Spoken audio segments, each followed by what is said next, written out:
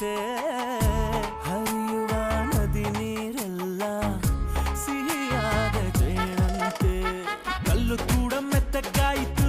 ಆ ಕಲ್ಲ ಕೊಂಡು ಹಕ್ಕಿ ಕೂಡ ನಾಚಿಕೊಂಡಿತು ಬೆಟ್ಟದಂಥ ಆಸೆ ಬಂದಿತು ಆಸೆಯಿಂದ ನನ್ನ ಮೈಯ ಭಾರವಾಯಿತು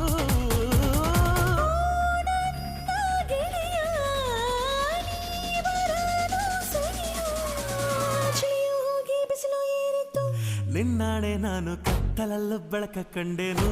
ನನ್ನಾಣೆ ನಾನು ಮತ್ತಿನಲ್ಲೂ ಸಿಗವ ಕಂಡೇನು